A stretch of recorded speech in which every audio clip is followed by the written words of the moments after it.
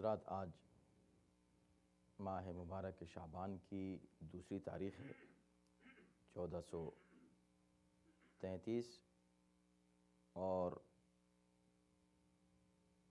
جون کی 23 تاریخ ہے 2012، اور آج ہم سورہ مبارکہ نساء کی آیت نمبر 58 59 58 and 59 کی تلاوت کا شرف حاصل کریں گے۔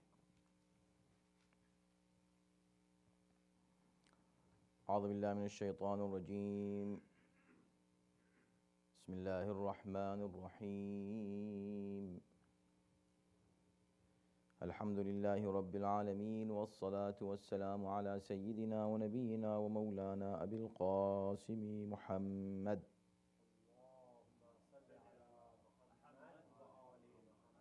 وآلہ الطیبین الطاہرین المعصومین ولعنۃ اللہ علی اعدائہم اجمعین من الآن الی یوم الدین۔ اما بعد فقد قال اللہ فی کتابہ الکریم، بسم اللہ الرحمن الرحیم، ان اللہ یأمرکم ان تؤدوا الامانات الی اہلها وَإِذَا حَكَمْتُمْ بَيْنَ النَّاسِ أَن تَحْكُمُوا بِالْعَدْلِ إِنَّ اللَّهَ نِعِمَّا يَعِظُكُمْ بِهِ إِنَّ اللَّهَ كَانَ سَمِيعًا بَصِيرًا۔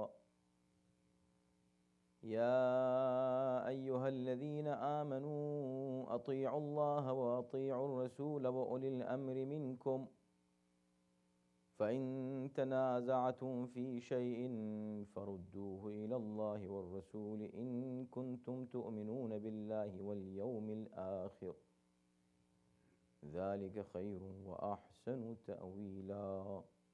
صدق اللہ العلی العظیم۔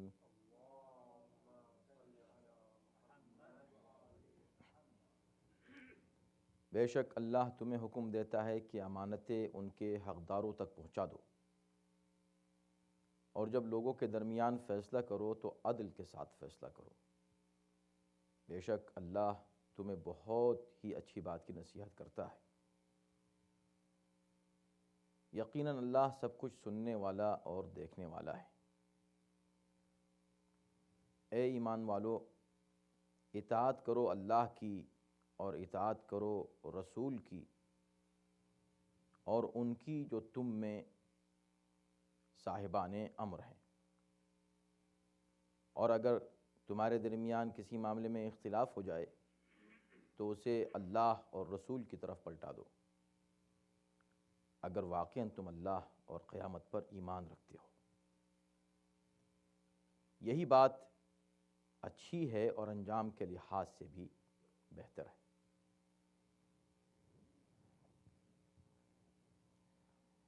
اس سے پہلے کی آیات سے کیا ان آیتوں کا کوئی ربط ہے؟ تو ہم کئی بار عرض کر چکے ہیں کہ قرآن مجید کی آیات کی خصوصیات یہ ہیں کہ اگر آپ انہیں سیاق و سباق سے مربوط کریں تو آیتیں مربوط نظر آتی ہیں، اور اگر آپ انہیں مستقل طور پر دیکھنا چاہیں تو ہر آیت کی اپنی ایک مستقل حیثیت ہے۔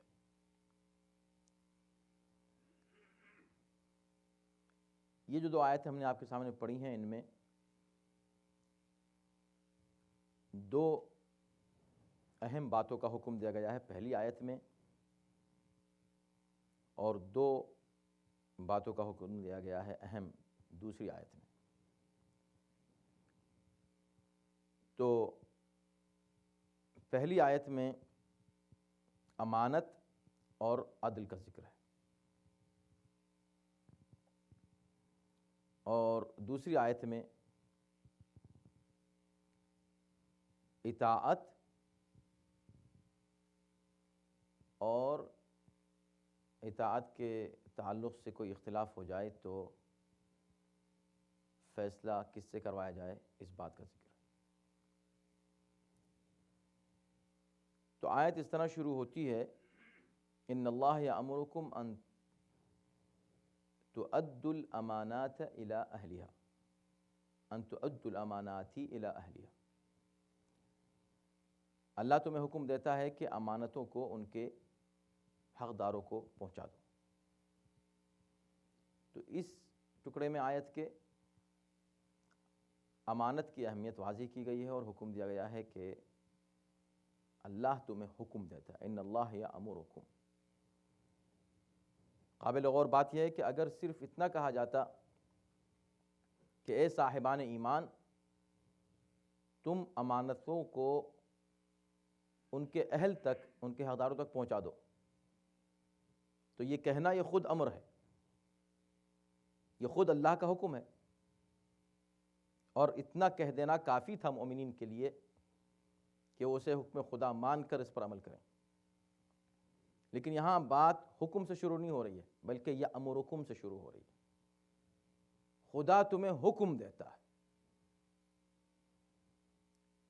تو اس امر کو اور واضح کیا گیا ہے کہ یہ امر الہی ہے، یہ اللہ کا حکم ہے، اور اتنا واضح حکم ہے کہ خدا خود اسے حکم قرار دے کے حکم دے رہا ہے.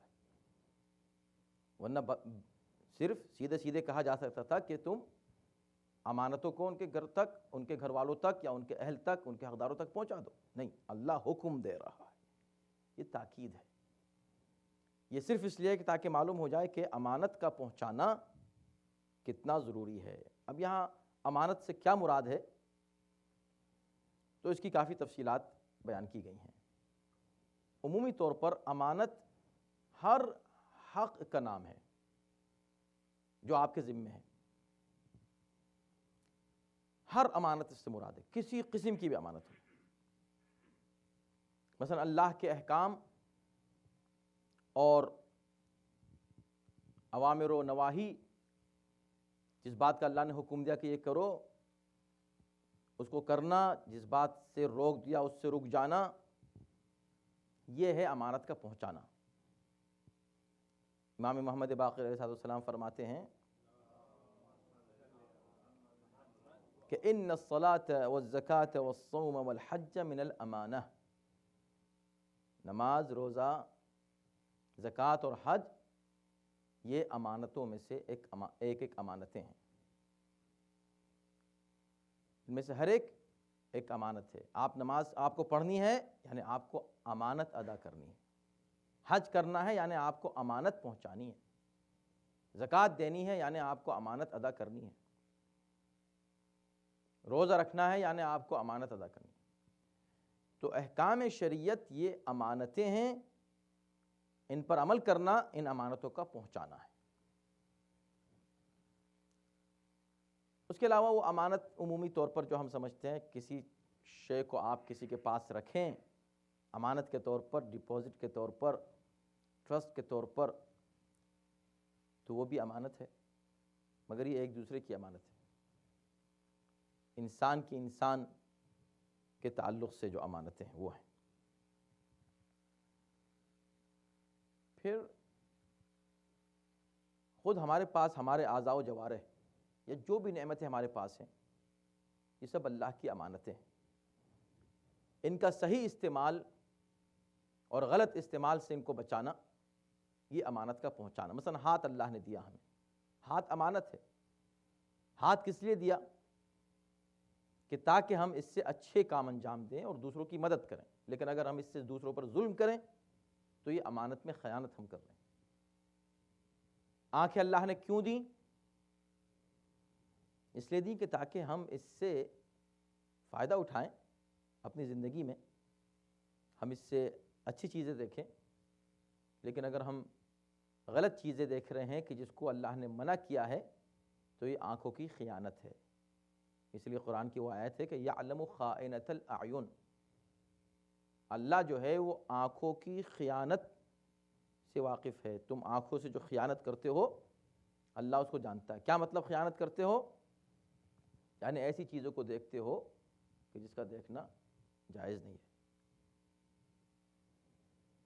اسی انداز سے آپ جتنی بھی اعضاء و جوارح ہیں انسان کے جسم کے، اس کے تعلق سے اسی قانون کو اپلائی کیجئے. اس کے بعد ہم کو اللہ نے جو دیگر چیزیں دی ہیں، مال دیا ہے، گھر دیا ہے، صحت دی ہے، علم دیا ہے، کوئی صلاحیت دی ہے، یہ ساری چیزیں اللہ کی امانتیں ہیں، اور ان امانتوں کو ہم کو صحیح استعمال کرنا ہے۔ اگر ہم نے اس کا غلط استعمال کیا، اللہ کی مخالفت کی اس میں، تو گویا کہ یہ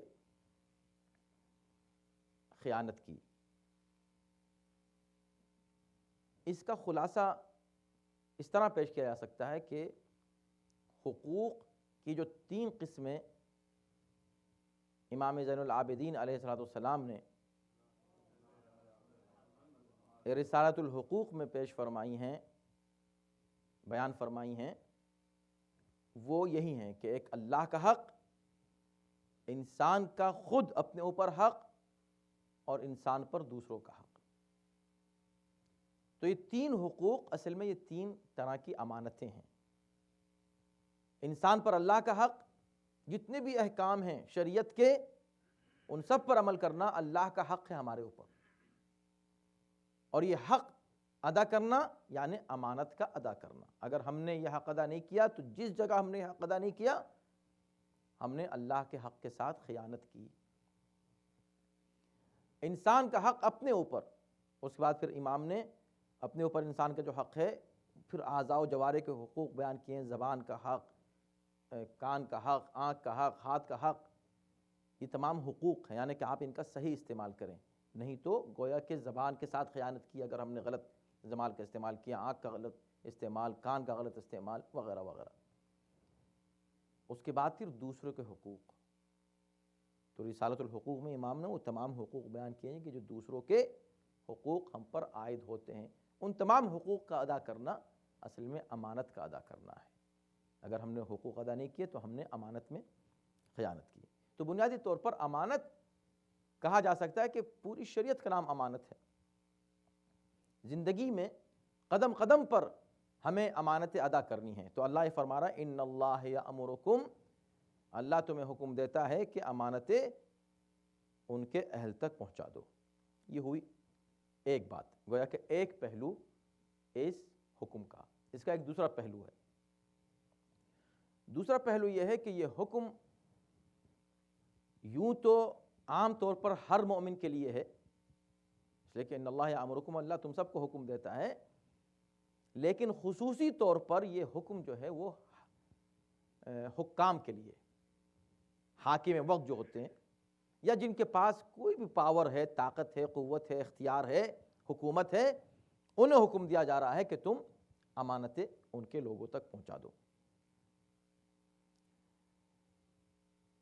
یہ ایک پہلو اس میں آتا ہے کہ زیادہ تاکید ان کو کی جا رہی ہے جو صاحبان حکومت ہیں، اور اس کی تائید گویا بعد کی آیت سے بھی ہو رہی ہے، یا بعد کے حصے سے آیت کے ہو رہی ہے، جس میں کہا جا رہا ہے کہ اور اللہ تم کو حکم دیتا ہے کہ لوگوں کے درمیان عدل کے ساتھ فیصلہ کرو۔ تو اگر حاکمان وقت اس سے مراد ہیں تو اس میں ہر وہ شخص آتا ہے کہ جس کے پاس کسی طرح کا بھی کوئی اختیار ہے، کوئی بھی ہلکا سا کوئی پاور ہے۔ تو یہ پاور اصل میں پاور نہیں، امانت ہے۔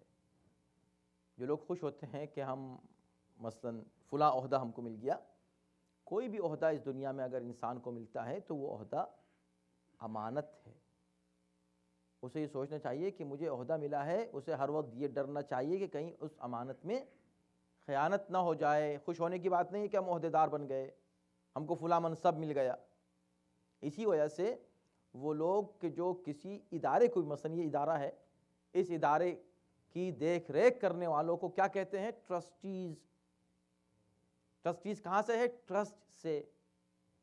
ٹرسٹ یعنی امانت، اسی لیے عربی میں ان کو امین کہتے ہیں، امناء۔ کہ یہ لوگ کون ہیں؟ کہ فلاں ادارے کے امناء ہیں، ٹرسٹیز ہیں، امین ہیں۔ گویا کہ یہ ادارہ ان کے ہاتھوں میں امانت ہے۔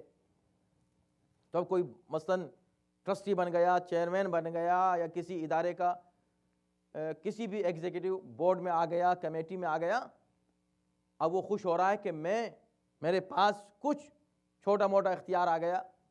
یہ اختیار نہیں آیا، اس کے پاس امانت آئی ہے، اسے اس امانت کو ادا کرنا ہے۔ اگر اس نے اس امانت کو ادا نہیں کیا تو عند اللہ مسئول ہے.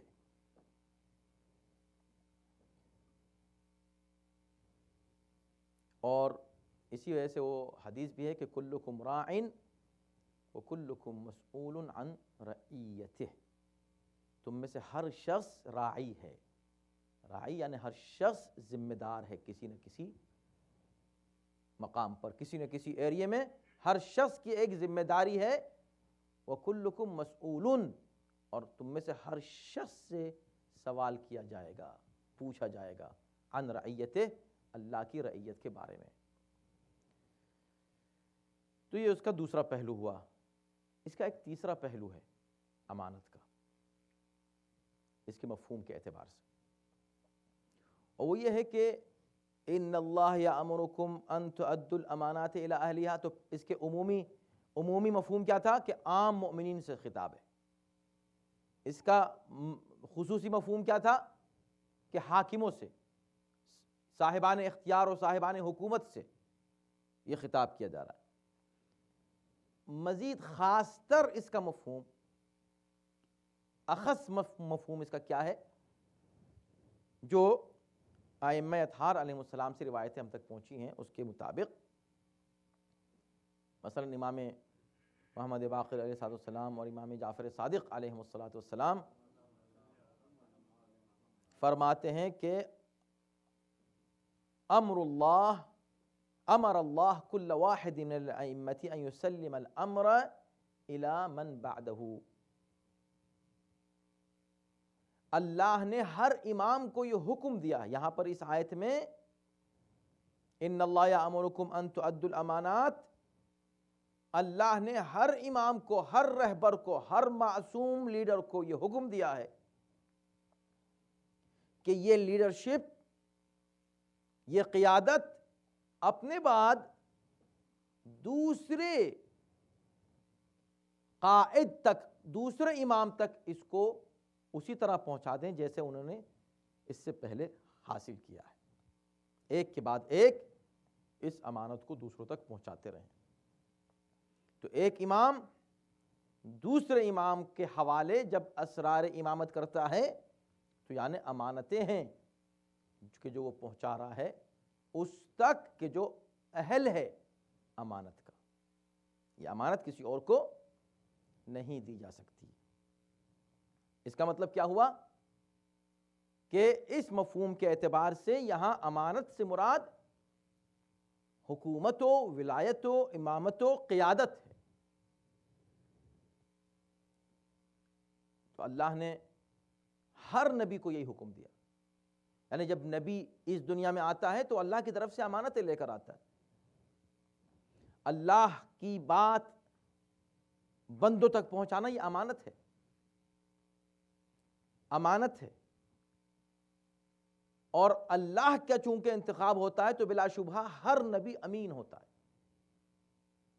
اور کوئی نبی خیانت نہیں کرتا. کیوں؟ اس لیے کہ معصوم ہوتا ہے.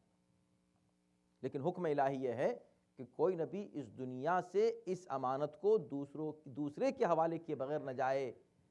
یعنی امت کو بتا دے کہ میرے بعد تمہاری قیادت کس کے حوالے ہے. اگر نہیں بتایا تو یہ الزام اس نبی پر آئے گا کہ ایک امانت تھی، اس نے وہ امانت نہیں پہنچائی. اس کا مطلب بالکل واضح ہے کہ ہر نبی کو جب یہ حکم دیا جا رہا ہے تو خاتم النبیین کو یہ حکم بطور خاص ہونا چاہیے کہ نبی جو دین اور جو مذہب اور جو شریعت لے کر آئے، اب اس کے بعد اس کی حفاظت کرنے کے لیے یہ امانت کس کے سپرد کر کے جانی ہے. انہیں کون یہ امانت لے گا؟ تو نبی پر لازم ہے کہ اس دنیا سے جانے سے پہلے یہ امامت و قیادت و حکومت کی امانت اس کے اہل تک پہنچا دیں. اب اس میں جب یہ حکم ائمہ کو ہے، جب یہ حکم اماموں کو دیا جا رہا ہے تو ظاہر سی بات ہے کہ اس سے یہ بات واضح ہو گئی کہ عام انسان کسی قیمت پر اس کو کوئی حق حاصل نہیں ہے کہ وہ کسی کو قیادت سپرد کرے. قیادت کا سپرد کرنا اس کی ذمہ داری ہے جس کو قیادت سپرد کی گئی ہے. اور اس کو کسی اور جگہ سے قیادت سپرد کی گئی ہے، یہاں تک کہ وہ سلسلہ اللہ تک پہنچتا ہے۔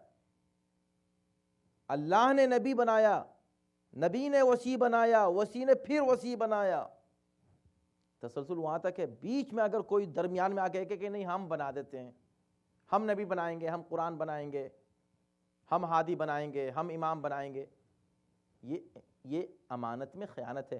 نہ صرف یہ امانت میں خیانت ہے بلکہ یہ بھی امانت میں خیانت ہے کہ کوئی شخص کسی لائق نہیں ہے کسی منصب کے اور وہاں جا کے بیٹھ جائے، کسی بھی۔ میں ابھی ٹرسٹیز کا مثلاً آپ کو ایک مثال دے رہا تھا، ٹرسٹیز ہیں یا کسی بھی ادارے کے عہدیدار ہیں، وہ اس عہدے پر جمے ہوئے ہیں، ہٹنا نہیں چاہتے۔ امیر المؤمنین علیہ السلام فرماتے ہیں کہ من تقدم علی قوم وهو یرى منهم من هو افضل فقد خان اللہ ورسولہ والمؤمنین۔ جو شخص قوم کے معاملات میں کبھی آگے بڑھ جائے، قوم میں آگے بڑھ جائے، قیادت میں قوم کا قائد بن جائے، قوم کی لیڈرشپ کی تمنا کر رہا ہو، کسی عہدے پر آ جائے، تو قوم میں اگر کوئی شخص آگے بڑھ رہا ہو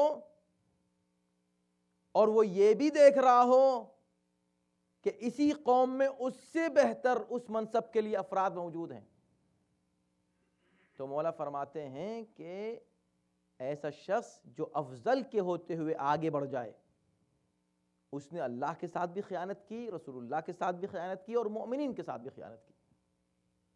اب آپ سوچیں کہ جب یہ چھوٹے چھوٹے عہدوں میں یہ قانون اپلائی ہوتا ہے شریعت کا اور بالکل معقول ہے، تو اگر قیادت علیہ ہو، اعلیٰ ترین قیادت ہو اور حکومت ہو اور نبی کی خلافت ہو اور وصایت ہو، اور اس میں کوئی شخص اگر آگے بڑھے جبکہ امت میں اس سے افضل کوئی موجود ہے اور اس کا اقرار بھی ہے کہ ہاں افضل تو وہ ہیں لیکن حاکم وہ ہیں، تو یہ خیانت ہے۔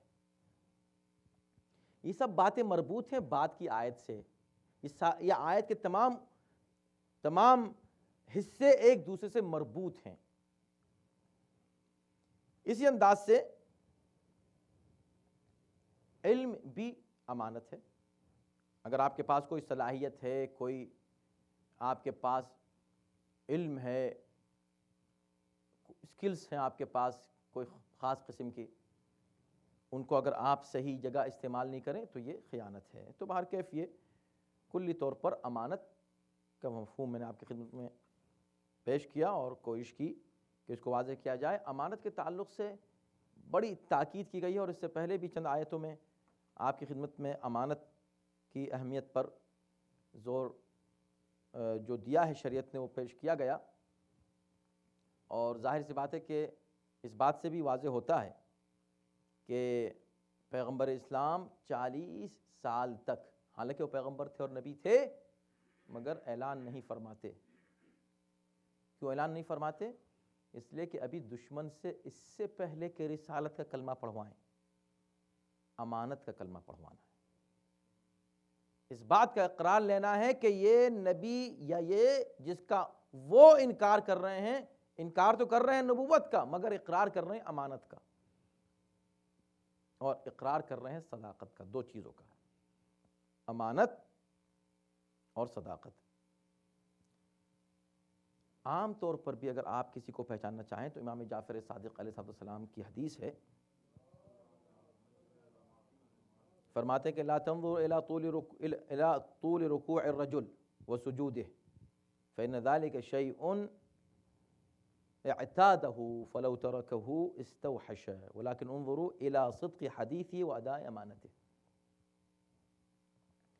کسی شخص کو بہت زیادہ نمازیں پڑھتے ہوئے دیکھ کر متاثر نہ ہو جانا، اس کے رکوع سجود بڑے طولانی ہیں، بڑا متقی ہے، بڑا پرہیزگار ہے، کہا یہ ایسی کوئی شے نہیں جس سے انسان متاثر ہو، کیونکہ ان چیزوں کا انسان عادی ہو جاتا ہے، اور جب کسی چیز کا عادی ہو جاتا ہے تو جب وہ عادت کو پورا نہ کرے تو اسے گھبراہٹ ہوتی ہے، پریشانی ہوتی ہے۔ لہٰذا ہو سکتا ہے کہ اس کی طولانی نمازیں یہ اس کی عادت کی بنا پر ہوں، عبادت کی بنا پر نہ ہوں، لیکن اگر تمہیں واقعی کسی کے تقوی کو اور کسی کی عظمت کو دیکھنا ہے اور اس کا احترام کرنا ہے اور اس سے متاثر ہونا ہے اور اس کو جج کرنا ہے تو کیسے کرو؟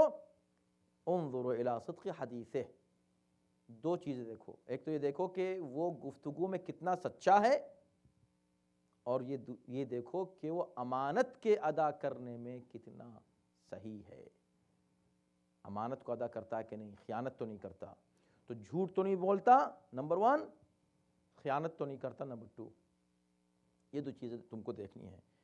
تو صدق اور امانت یہ دو اہم صفات ہیں، اور اسی بنا پر اللہ نے نبی کو 40 سال تک انتظار کرنے کا حکم دیا کہ ان دونوں باتوں کے تعلق سے لوگوں کو یقین ہو جائے تمہارے بارے میں کہ تم امین بھی ہو اور صادق بھی ہو، پھر تم اعلان نبوت کرنا۔ اور بہت سی روایات ہیں جس میں یہ کہا گیا ہے کہ منافق کی علامتوں میں سے ایک علامت یہ ہے کہ جب وہ بولتا ہے تو جھوٹ بولتا ہے، جب وہ وعدہ کرتا ہے تو پورا نہیں کرتا، اور جب اس کو امانت دی جاتی ہے تو خیانت کرتا ہے۔ بہرکیف اتنا کافی ہے، ورنہ تو خود امانت ایک موضوع ہے اسلام میں اور شریعت میں کہ جس پر مسلسل گفتگو کی جائے اور ایک دوسرے کو یاد دلایا جائے، اور انسان اپنے نفس کو بھی یاد دلائے کہ انسان کے پاس جو بھی امانت اللہ نے دی ہے، اللہ کی رکھی ہوئی امانت ہے، اللہ کی عطا کردہ امانت ہے، اس میں کوئی خیانت نہ ہو جائے، اور پھر انسان کو جو امانت دیتا ہے اس میں کوئی خیانت نہ ہو جائے۔ خمس اور زکوٰۃ جو ہمارے مال میں حقوق ہیں، یہ امانتیں ہیں، اگر ہم ان کو ادا نہیں کرتے تو یہ بھی خیانت ہے۔ ہم اس مال کو استعمال کر رہے ہیں کہ جس میں سے ہم نے خمس نہیں نکالا ہے، جس میں سے ہم نے زکوٰۃ ادا نہیں کی ہے، یہ خیانت ہے۔ یا خمس نکال دیا ہے اور امانت رکھی ہوئی ہے، اس کو ایسی جگہ استعمال کرنا کہ جو مناسب نہیں ہے، وہ بھی خیانت ہے۔ تو یہ تمام موارد ہیں خیانت کے کہ کافی تفصیل کی مزید اس میں ضرورت ہے، ہم نے خلاصہ آپ کے سامنے پیش کر دیا تاکہ ہم اگلے حصے پر گفتگو کر سکیں، اور اگلے حصہ اس آیت کا یہ ہے کہ وَإِذَا حَكَمْتُمْ بَيْنَ النَّاسِ أَن تَحْكُمُوا بِالْعَدْلِ، اور دیکھو جب تم لوگوں کے درمیان فیصلہ کرو تو عدل و انصاف کے ساتھ فیصلہ کرنا۔ جو ایک مفہوم امانت کا آپ کے سامنے پیش کیا گیا تھا، جس میں امام کی روایت کے مطابق اور آپ کے فرمان کے مطابق کہ ایک امام دوسرے امام تک اسرار امامت کو پہنچا دے، یہ امانت ہے، پہنچانا یہ حکم اللہ دے رہا ہے۔ آیت کے اس حصے سے اس کی تائید ہوتی ہے، وَإِذَا حَكَمْتُمْ، یعنی گویا کہ ایسا لگ رہا ہے کہ یہ انہی ائمہ کو اور حاکمان وقت کو حکم دیا جا رہا ہے کہ دیکھو امانت کو پہنچاؤ امانت کے حقدار تک، اور جب لوگوں کے درمیان فیصلہ کرنے آؤ تو عدل کے ساتھ فیصلہ کرنا۔ یہ اسی طرح ہے جیسے کہ حضرت داؤد کو اللہ نے حکم دیا تھا کہ یا داؤد انا جعلناک خلیفۃ فی الارض فاحکم بین الناس بالعدل، اے داؤد ہم نے تم کو زمین پر خلیفہ بنایا ہے، لہٰذا اب تم لوگوں کے درمیان عدل سے فیصلہ کرنا۔ ظاہر سی بات ہے کہ اس کا یہ ایک مفہوم، ورنہ عمومی مفہوم کے اعتبار سے یہ ہر شخص کی ذمہ داری ہے کہ جب اس کے سامنے فیصلے کی منزل آئے، وہ فیصلہ کرنا چاہے کسی معاملے میں تو عدل و انصاف کے ساتھ فیصلہ کرے، کسی سائٹ پر اپنے آپ کو مائل نہ کرے، کوئی شے اسے عدل کے راستے سے انصاف کے راستے سے ہٹا نہ دے۔ لوگوں کے درمیان انسان کو عدل کے ساتھ فیصلہ کرنا چاہیے۔ اب ظاہر سی بات ہے کہ جس کے پاس جتنا اختیار زیادہ ہوگا اتنی ہی اس کی ذمہ داری عدل کے ساتھ فیصلہ کرنے کی بڑھتی جائے گی، جتنی اس کی ذمہ داری بڑھے گی اتنا ہی عدل اس کے لیے ضروری ہوگا۔ عام انسان کو عادل ہونا چاہیے، اس سے زیادہ جن کی ذمہ داریاں اور جن کے پاس پاور ہیں، اختیارات ہیں، ان کو ہونا چاہیے، اور جو بالکل ٹاپ پر ہے قائد، اعلیٰ قائد جو ہے، اس کو تو پھر عدالت کی پیک پر ہونا چاہیے. یہی وجہ ہے کہ تاریخ نے لکھا امیر المومنین حضرت علی علیہ السلام کے لیے کہ قتل لشدت عدلہ. امیر المومنین علیہ السلام شدت عدل کی بنا پر قتل کیے گئے. یعنی ان کا جرم کیا تھا کہ بہت عدل کی آخری منزل پر تھے, شدید تھے عدل کے تعلق سے, کوئی فلیکسیبلٹی وہاں پر نہیں تھی اس معاملے میں کہ چلو بھئی جانے دو تھوڑا سا, کچھ نہیں. عدل عدل ہے, ظلم کا شائبہ نہیں تھا. تو چونکہ بالکل ظلم نہیں تھا, کسی طرح کی خیانت نہیں تھی, اس لیے امت ایسے لوگوں کو برداشت نہیں کر سکتی, تو ان کو قتل کر دیا گیا. مولا کائنات کے عدل مثالی عدل ہے. آپ کا کردار ظاہر سی بات ہے, پیغمبر اسلام سب سے پہلے پیغمبر اسلام, وہ تو ہیں ہی نبی ہیں, لیکن پیغمبر اسلام کے بعد تاریخ میں ایک ہی نام ہے یہ واضح, پیغمبر اسلام کے فوراً بعد, جس میں مولا کائنات کا عدل مثالی عدل ہے. اور ظاہر سی بات ہے کہ اس درجے کا عدل کوئی اور انسان کر بھی نہیں سکتا. کیوں؟ اس لیے کہ وہ خلیفۃ اللہ ہیں, اور جب خلیفۃ اللہ ہیں تو ایک عام انسان کے پاس اگر مختصر سا اختیار آ جائے فیصلہ کرنے کا, اس کو جب حکم ہے کہ تم عدل کے ساتھ فیصلہ کرو, یہ تو خلیفۃ اللہ ہیں, زمین کے ہر شے کے اوپر ان کی حکومت ہے, تو ان کا عدل بھی اسی درجے کا ہونا چاہیے جس درجے کا ان کا منصب ہے. اور یہی پایا آپ نے دیکھیں کہ اگر صرف عدل پر اور صرف مولا کائنات کے عدل پر گفتگو کی جائے تو 10 تقریریں بھی ناکافی ہیں ان کے 1% عدل کے پہلو کو ظاہر کرنے کے لیے. 1% کو 10 تقریریں 1 گھنٹے کی کافی نہیں ہے. ایک کتاب لکھی ہے لبنان کے ایک عیسائی نے, وہ آپ کی نظروں سے گزری ہوگی, ہر زبان میں تقریباً اس کا ترجمہ ہو چکا ہے,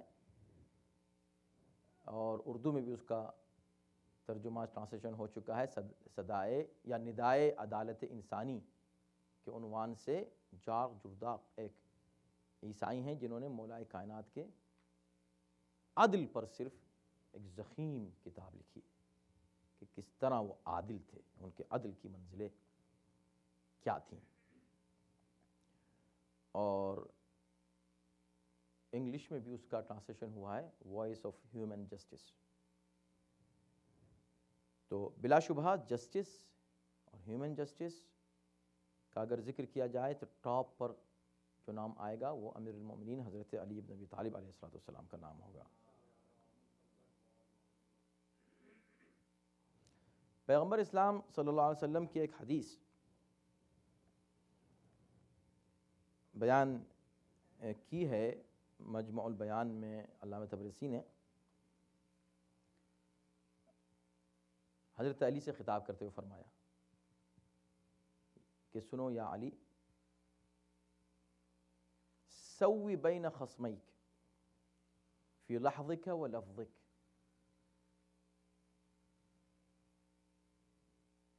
تمہارے درمیان اگر 2 افراد آ جائیں فیصلہ کروانے کے لیے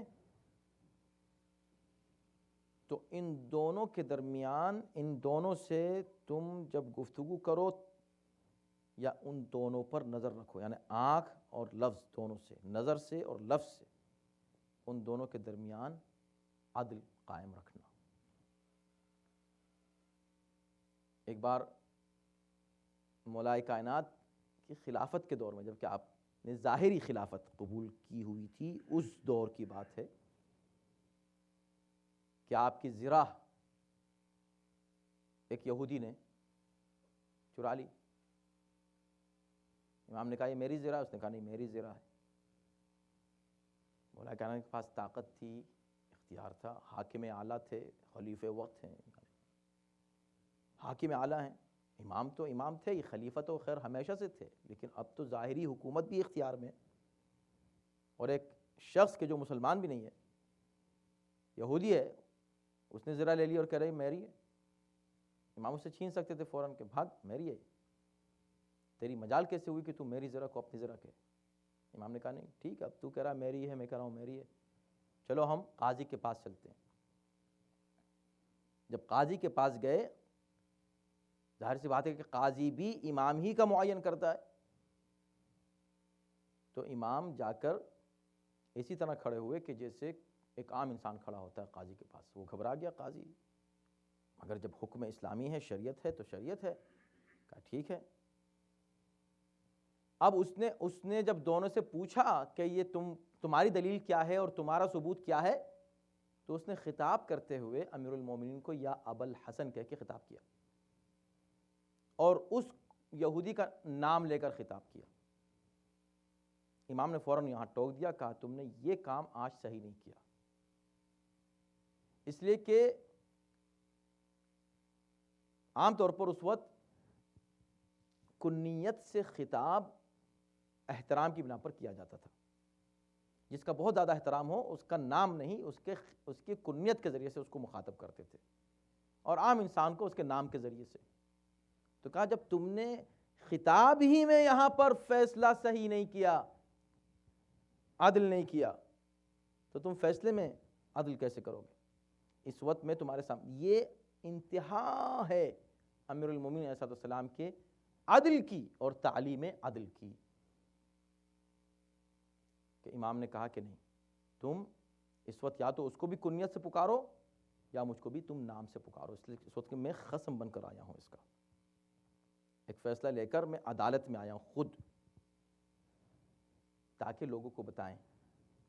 ظاہر سی بات ہے مولائے کائنات کو ضرورت نہیں تھی، کیا ضرورت تھی کہ مولائے کائنات آئیں اور اپنی حق کو اس طرح پیش کریں، لیکن چونکہ حاکم اعلیٰ تھے، حاکم وقت تھے، اور ظاہر سی بات ہے کہ ایک ایگزامپل سیٹ اپ کرنا تھا، بتانا تھا، ایک مثال قائم کرنی تھی، تو مولائے کائنات کے عدل کی یہ منزل تھی. تو یہاں بہترین مصداق عدل کے اور ان آیتوں میں ان پر عمل کرنے والوں میں بہترین ذات کون ہے؟ امیر المومنین حضرت علی علیہ السلام کی ذات ہے. ایک اور روایت پیش کی ہے مجموع البیان میں، وہ دلچسپ ہے کہ دو بچے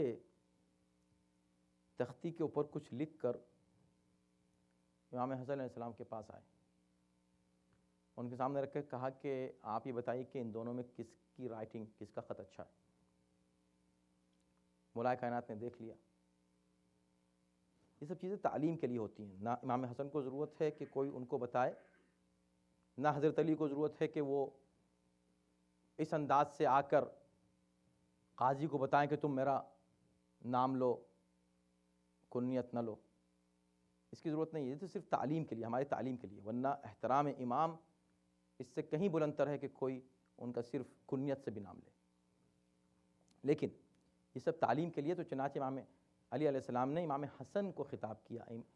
امام حسن کو خطاب کرنے کا مطلب ہے امت کو خطاب کرنا. جیسے رسول اللہ نے امام علی کو خطاب کیا کہ جب تمہارے پاس دو افراد لڑتے ہوئے آئیں تو ان کے درمیان لفظ اور نظر دونوں سے عدل قائم کرنا. یہ جو حدیث ہے یا علی کہہ کے کہا ہے، یہاں پر امام علی نے یا حسن، اے میرے لال حسن، فرماتے ہیں کہ دیکھو انظر کیف تحکم، دھیان رکھنا کہ تم کیا فیصلہ کرنے والو ان دو بچوں کے درمیان کہ کس کی رائٹنگ اچھی ہے.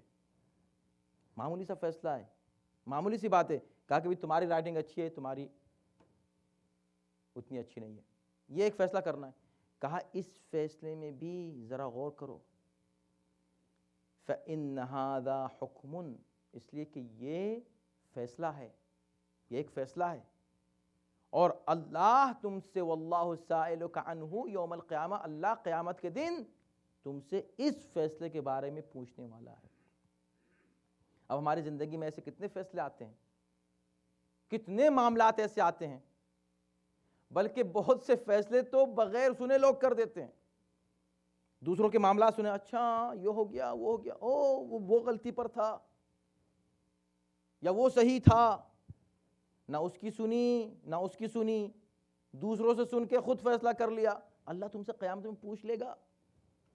اس لیے غیبتیں حرام ہیں، اس لیے پہلے سے کوئی مائنڈ سیٹ اپ کر لینا بغیر تحقیق کے حرام ہے، اسی لیے افواہیں اڑانا لوگوں کے بارے میں، الزامات لگانا لوگوں کے بارے میں حرام ہے، اس لیے کہ تم فیصلہ کر رہے ہو کسی بات کا، کسی کے بارے میں فیصلہ کر رہے ہو کہ اچھا وہ اچھا ہے وہ برا ہے، یہ اچھا برا کا فیصلہ تم نے کیسے کر لیا؟ کہا سنا ہے ہم نے، خود اس سے سنا نہیں، اس سے تو نہیں سنا، فیصلہ کر لیا۔ تو اللہ تم سے ان فیصلوں کے بارے میں پوچھے گا۔ ان اللہ، آیت یہاں تمام ہو رہی ہے، اور انشاءاللہ وقت بھی چونکہ تمام ہو رہا تو بعد کی آیت پر گفتگو اگلے ہفتے ہوگی، اور وہ بھی بہت ہی اہم آیت ہے، اور وہ آیت وہ ہے آیت نمبر 59، کہ جو اگرچہ اسی آیت سے مربوط ہے، مگر امت اسلامی کے جو سلگتے ہوئے مسائل ہیں ان کی وہ بنیاد ہے، ہر مسئلے کا حل ہے۔ اس کے بعد کیا ہے؟ ہر مسئلے کا حل ہے، جتنے بھی آج ایشوز ہیں یا کل ایشوز تھے عالم اسلام کے، وہ سب کے سب حل ہو جاتے ہیں آیت نمبر 59 میں، جو بات کی آیت ہے، جو انشاءاللہ ہم اب اس پر اگلے ہفتے گفتگو کریں گے۔ یہاں ہم اس آیت کو تمام کریں، جس میں جہاں اختتام اس طرح ہو رہا ہے کہ ان اللہ نعم ما یعظکم بہ، یہ جو دو باتوں کا حکم دیا اس آیت میں، ایک امانت کا خیال رکھنا، خیانت مت کرنا امانت میں، اور ایک جب فیصلہ کرو تو انصاف سے فیصلہ کرنا، اس میں ناانصافی مت کرنا۔ یہ جو دو باتیں اللہ نے کہی ہیں، ان اللہ نعم ما یعظکم بہ، اللہ تم کو بہت بہترین نصیحت کر رہا ہے۔ ظاہر سی بات ہے کہ اللہ جو بھی نصیحت کرے بہترین ہے، لیکن خدا کسی نصیحت کو خود بہترین کہہ دے تو اس سے خود اس کی عظمت اور اس کی اہمیت کا اندازہ ہوتا ہے کہ یہ دو عمل کتنے اہم ہیں ہماری زندگی۔ ہم کو اپنی زندگی میں بہت محتاط رہنا ہے ان دو معاملات میں، امانت میں اور فیصلہ کرنے میں، اس لیے کہ یہاں بہت غلطیاں ہوتی ہیں انسان سے، اور انسان کو اندازہ بھی نہیں ہوتا۔ تو ہمیں توجہ رکھنی ہے ہر لمحے کہ ان دو مسائل میں ہم سے کوئی غلطی نہ ہو جائے۔ کیوں؟ ان اللہ کان سمیعا بصیرا، یاد رکھو یہ بہترین نصیحت ہے اللہ کی طرف سے، یہ اللہ تم کو نصیحت کر رہا ہے، اور یہ بھی یاد رکھنا کہ اللہ ہر بات کا سننے والا ہے، اور اللہ ہر بات کا دیکھنے والا ہے۔ اللہ سننے والا بھی ہے، دیکھنے والا بھی ہے۔ اللہ یہ سن رہا ہے کہ تم کیا فیصلے کر رہے ہو، زبان سے کیا کہہ رہے ہو، اور اللہ دیکھ بھی رہا ہے کہ تم کر کیا رہے ہو، تمہارا عمل کیا ہے، کہاں خیانت کر رہے ہو، کہاں امانت میں خیانت ہو گئی، کہاں دوسروں کے حقوق پامال ہو گئے، یہ سب خدا دیکھ رہا ہے۔ تم خاموشی سے، تمہارے پاس امانت رکھی ہوئی ہے، کہاں کس کو پتا ہے، چلو اس کو خرد برد کر دو، امانت کو خرد برد تم نے کر لیا، کسی نے دیکھا نہیں دیکھا، مگر اللہ نے ضرور دیکھ لیا۔ تم نے کوئی غلط بات کہی یا غلط فیصلہ کیا، کسی کو اندازہ ہوا نہیں ہوا، کسی کو پتہ چلا نہیں چلا، اللہ نے سن لیا۔ تو اللہ سننے والا بھی ہے، اللہ دیکھنے والا ہے۔ اس کے بعد کی آیت میں حکم دیا گیا، جو اسی آیت کا تسلسل ہے، کہ امانت اور عدل کا قیام جبھی ہو سکتا ہے جب کہ تم اللہ، رسول اور اولی الامر کی اطاعت کرو، اور جب کسی معاملے میں تمہارے درمیان اختلاف ہو جائے تو خدا اور رسول کی طرف اس کو پلٹا دو، اگر تم اللہ اور قیامت پر ایمان رکھتے ہو، یہی تمہارے لیے بہتر ہے، اور نتیجہ بھی اسی میں تمہارے لیے نیک اور اچھا ہوگا۔ ترجمہ ہم نے کر دیا آیت کا، انشاءاللہ تفصیل اگلے ہفتے بیان کی جائے گی۔ صلوات بر محمد علیہ۔